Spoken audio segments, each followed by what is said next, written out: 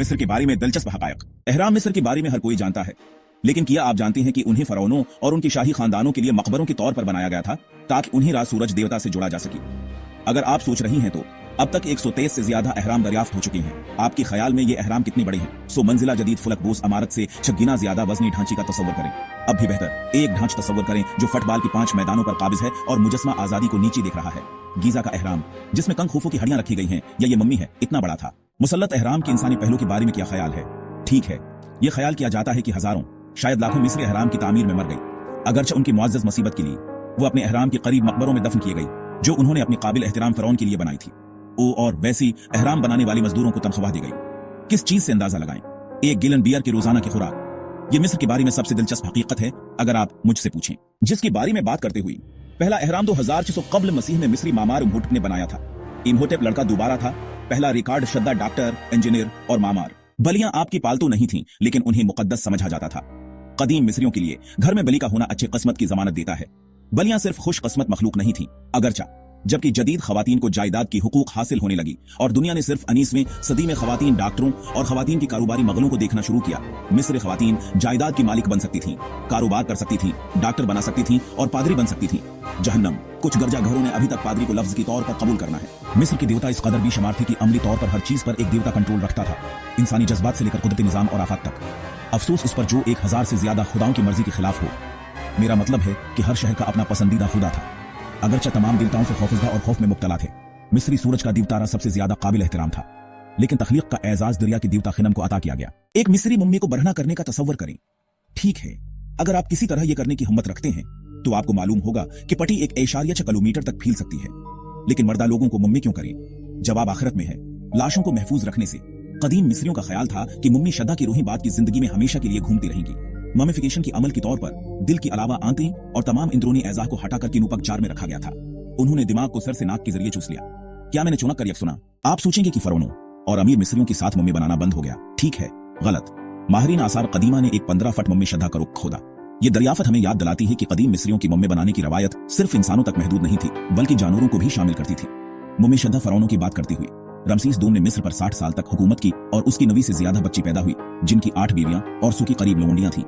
उसकी हुक्मरानी के दौरान मिस्र ने भी मिसाल तरक्की और खुशहाली देखी और उसकी औलाद ने उसकी मीरास को जारी रखा। खुशकिस्मत आदमी। मिस्र की पहली फरौन का एजाज अगरचे बादशाह में निस्फ हो जाता है, जिसे 3200 कब्ल मसीह से 60 साल तक हुकूमत करने के बाद गोली की जबड़ों में मरना पड़ा। उसकी मौत के बाद उसकी हुक्मरानी ने मिस्र को एक मुत्तहद रियासत के तौर पर कायम किया। सितम ज़रीफ ये है कि बच्चे की पैदाइश और जरखीजी की मिस्री देवी ने, अगर आप चाहें तो बिली या बिली की टांगों के साथ 1-2 पैडल हबू की तस्वीर कशी की है। ये देवी, जिसे तावरत कहा जाता है, कदीम मिस्रियों के लिए बहुत अहम थी।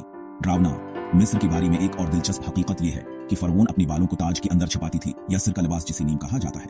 ये ताज उनकी ताकत और देवताओं के साथ उनके ताल्लुक की अलामत था। जब हम बादशाहों के साथ कहाना कहा रही हैं तो 4 साला बादशाह पीपीई से मिले। उसकी हुक्मरानी की कहानी बहुत दिलचस्प है। मिस्र की सबसे तवील अरसे तक रहने वाले बादशाह पीपी ने 6 साल की कम उम्र में हुकूमत संभाली और 94 साल तक हुकूमत की। इसकी तवील हुक्मरानी ने मिस्र की तारीख में एक अहम बाब लिखा। 6 साला बच्चे की बात।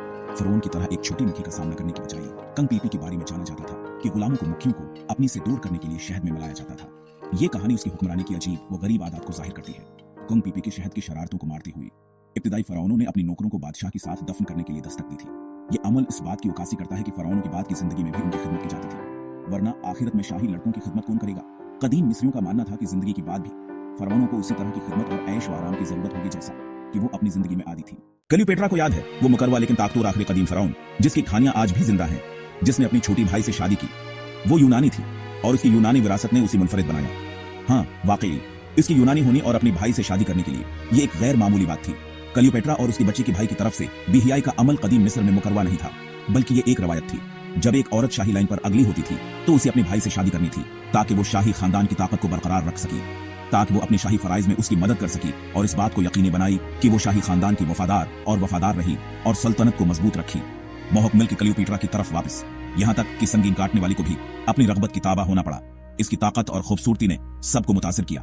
जब उसने अपनी शराइत पर मरने का फैसला किया, इसने अपनी जिंदगी का खात्मा अपनी तरीके से किया। जहरीली एसपी की जरिया मौत, कदीम फरौन निसब का खात्मा और एक अहद का इख्तिताम। अगर आपको लगता है कि मैं अब जदीद औरत ने दरियाफत किया है या उसी मुकम्मल किया है, तो आप सच्चाई से दूर नहीं हो सकती।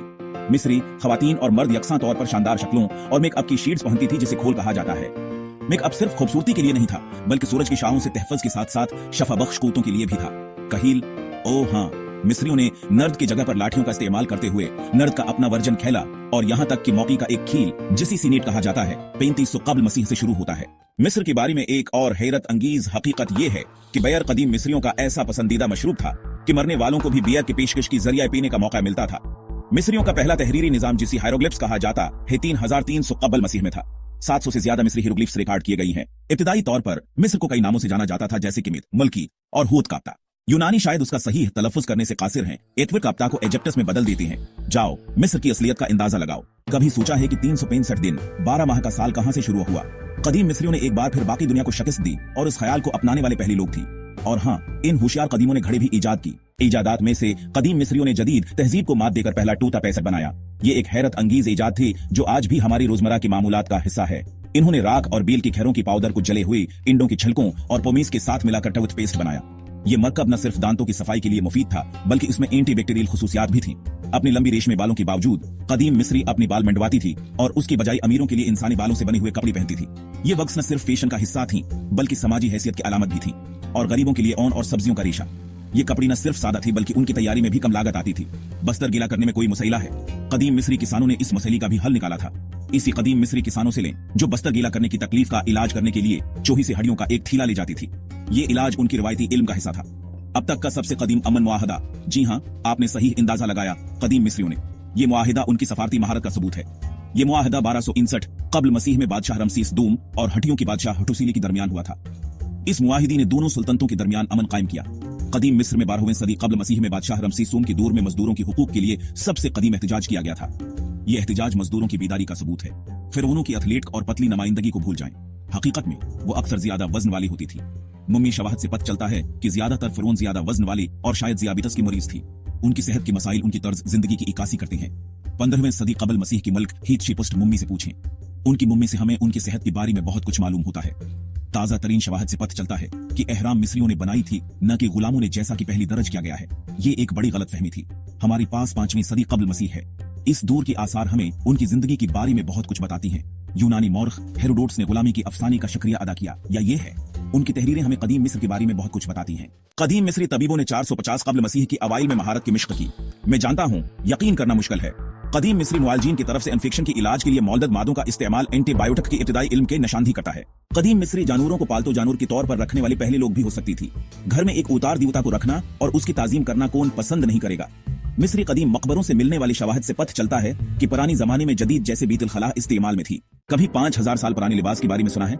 ठीक है, मेरे पास है, और ये एक कदीम मिस्री मकबरी में पड़ा हुआ पाया गया था। गमिश्दा शहर हेराक्लियन का मामा बलाखर 1200 साल बाद समंदर के नीचे दफन होने के बाद हल हो गया। कदीम मिस्री तकिए के आराम को जानती थी, सिर्फ उनका पत्थर का बना हुआ था। अगर कदीम मिस्रियों ने रवायत ईजाद न की तो शायद हम शानदार मंगनी या शादी की अंगूठियों पर तवज्जो न देती। हम अपने पालतू जानवरों की मौत पर उन्हें एक माकूल तदफीन देकर मातम करती हैं। कदीम मिस्री अपनी अब्रू साफ करके अपनी मुअज़्ज़ज़ बलियों का मातम करती थी। इब्तिदाई मिस्र की बारी में एक और हैरानकुन हकीकत यह है कि ईसाईयत मिस्र का गालिब मजहब था। 2558 to 2532 BC के दरमियान तामीर किया गया गीजा का अजीम स्फिंक्स दुनिया का सबसे बड़ा यकसंगी मुजस्समा है। इस फनकिस की नाक और दाढ़ी की गायब होने की इसरार ने नजरियात और खराफात की एक सीरीज को हुआ दी है। AD 1378 की एक अफसाने में एक सूफी मुसलमान आलम को तोड़ फोड़ के इल्जाम में फांसी पर लटका दिया गया, जब उसने असफंकस को किसानों की पेशकश पर गुस्से में इसफंकस की नाक को तबाह कर दिया। मिस्र दुनिया की सबसे बड़ी डीम इस्वान हाई डीम में से एक का घर है, जो दुनिया की सबसे लंबी दरिया नील की बफरी हुई पानियों पर काबू पाने के लिए बनाया गया है। 2011 की मिस्री इनकलाब में तकरीबन 800 अफराद हलाक हुए, जिसका इख्तिताम सदर हुस्नी मुबारक की ड्रामाई इस्ताफियह पर हुआ। और 2011 के राख में से फैज बक जमाल अब्राहिम गलाब एक बाप की तरफ से बेटी को दिया गया नाम, जो 2011 की मिस्री इनकलाब में फैज बक की किरदार के लिए शुक्रगुजार था।